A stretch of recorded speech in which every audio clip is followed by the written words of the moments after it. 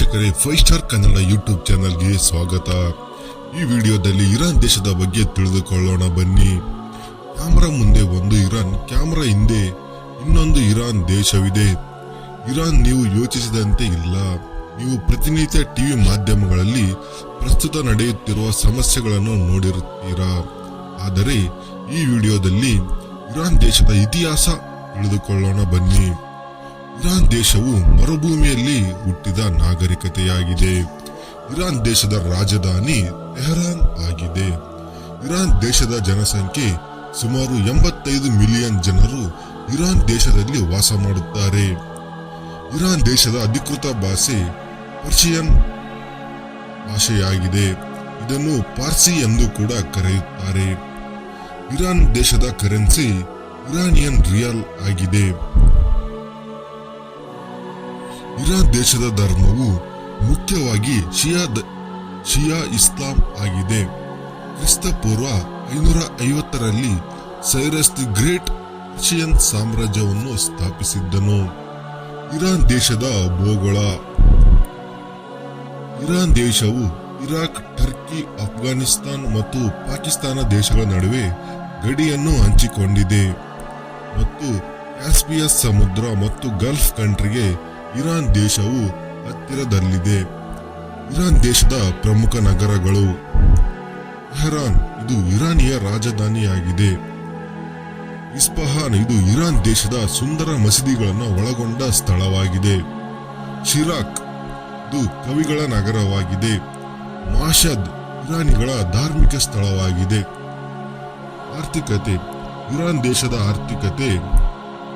Iran ಅತಿ ದೊಡ್ಡ ಆರ್ಥಿಕತೆಯನ್ನು ಹೊಂದಿರುವ ದೇಶಗಳಲ್ಲಿ ಇದು ಕೂಡ ಒಂದು. ಇರಾನ್ನ ಆದಾಯ ಮೂಲ ಅದು ಕ್ರೂಡ್ ಆಯಿಲ್ ಆಗಿದೆ. ಇರಾನ್ ದೇಶವು ತನ್ನ ಒಡಲಲ್ಲಿರುವ ಸಂಪತ್ತನ್ನು ಇರಾನ್ ದೇಶದ ಆರ್ಥಿಕತೆ. ಇರಾನ್ ಅತಿ ದೊಡ್ಡ ಆರ್ಥಿಕತೆಯನ್ನು ಹೊಂದಿರುವ ದೇಶಗಳಲ್ಲಿ ಇದು ಕೂಡ ಒಂದು. ಇರಾನ್ ಆದಾಯ ಮೂಲ ಇದು ಕೂಡ ಕ್ರೂಡ್ ಆಯಿಲ್ ಆಗಿದೆ. ಇದನ್ನು ಬೇರೆ ದೇಶಗಳಿಗೆ ರಫ್ತು ಮಾಡಿ ಹಣ ಪಡೆಯುತ್ತದೆ. ಇರಾನ್ ದೇಶದ ದೊಡ್ಡ ತೈಲ ಮತ್ತು ಗ್ಯಾಸ್ ಸಂಪತ್ತನ್ನು ಒಳಗೊಂಡಿದೆ. ಇರಾನ್ ತನ್ನಲ್ಲಿರುವ ಕ್ರೂಡ್ ಆಯಿಲ್ ಅನ್ನು ಬೇರೆ ದೇಶಗಳಿಗೆ ರಫ್ತು ಮಾಡುವ ಮೂಲಕ ಹಣವನ್ನು ಟ್ರೇಡ್ ಮಾಡಿಕೊಳ್ಳುತ್ತದೆ. ಇದರಿಂದ ಇರಾನ್ ಅತಿ ದೊಡ್ಡ ಆದಾಯ ಹೊಂದಿರುವ ದೇಶಗಳಲ್ಲಿ ಇದು ಕೂಡ ಮುಖ್ಯ ಹೆಸರನ್ನು ಪಡೆದುಕೊಂಡಿದೆ. ಇರಾನ್ ದೇಶದಲ್ಲಿ ಕೃಷಿಗೆ ಕೂಡ ಆದ್ಯತೆ ಇದೆ.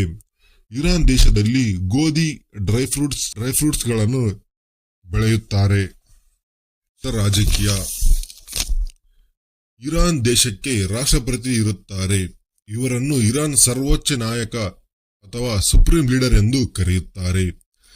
ಇರಾನ್ ರಾಜಕೀಯ ವ್ಯವಸ್ಥೆ. ಇರಾನ್ ಒಂದು ಇಸ್ಲಾಮಿಕ್ ಗಣರಾಜ್ಯವಾಗಿದೆ. ಇದು ಸಾಮಾನ್ಯ ಪ್ರಜಾಪ್ರಭುತ್ವದಂತಿಲ್ಲ. ಇಲ್ಲಿ ಧರ್ಮ ಮತ್ತು ರಾಜಕೀಯ ಎರಡೂ ಸೇರಿಕೊಂಡಿದೆ.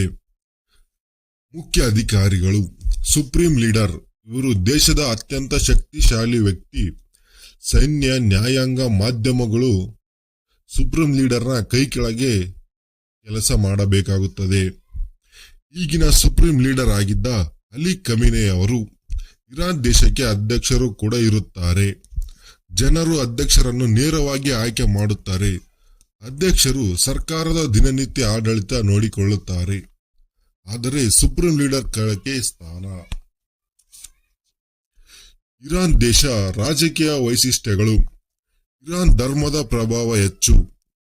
ಶಾಹಿ ಇಸ್ಲಾಂ ಪ್ರಭಾವ ಹೆಚ್ಚಿನ. अगर ईरान का खौफ देखना है तो जरा ये वीडियो को देखिए। ये वीडियो स्टेट ऑफ हॉर्मोज का है, जहाँ पर बहुत सारे शिप खड़ी हुई है ईरान की इजाजत के लिए, और ये हेलीकॉप्टर जा रहा है। ये उन पर नजर रखा हुआ है कि अगर इधर से उधर किया तो उड़ा दिया जाएगा। ये है ईरान का खौफ. ಇರಾನ್ ದೇಶದ ಜನಗಳು ಹೆಚ್ಚು ಇಷ್ಟಪಡುತ್ತಾರೆ. ಇರಾನ್ ದೇಶದ ಸಮಸ್ಯೆಗಳು. ಇರಾನ್ ದೇಶದ ಪ್ರಮುಖ ಸಮಸ್ಯೆಗಳು ಯಾವುದಾದರೆ, ಇರಾನ್ ದೇಶದಲ್ಲಿ ಮಹಿಳೆಯರಿಗೆ ಹೆಚ್ಚು ಸಮಸ್ಯೆಗಳನ್ನು ಎದುರಿಸಬೇಕಾಗುತ್ತದೆ. ಇರಾನ್ ಮಹಿಳೆಯರು ಶಾಹಿ ಇಸ್ಲಾಂ ಧರ್ಮ ಪಾಲಿಸಬೇಕು. ಇಲ್ಲವಾದರೆ ಅವರಿಗೆ ಕಠಿಣ ಕ್ರಮಗಳನ್ನು ಸರ್ಕಾರ ತೆಗೆದುಕೊಳ್ಳುತ್ತದೆ. ಮೊದಲನೇ ನಿಯಮ ಹಿಜಾಬ್. ಇರಾನ್ ದೇಶದ ಮಹಿಳೆಯರು ತಮಗೆ ಇಷ್ಟ ಬಂದ ಬಟ್ಟೆಗಳನ್ನು ಹಾಕಿಕೊಳ್ಳುವಂತಿಲ್ಲ.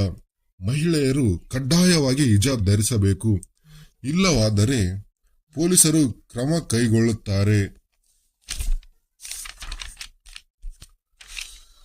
ಇರಾನ್ ದೇಶದ ಕಾನೂನು ಅಸಮಾನತೆಗಳು.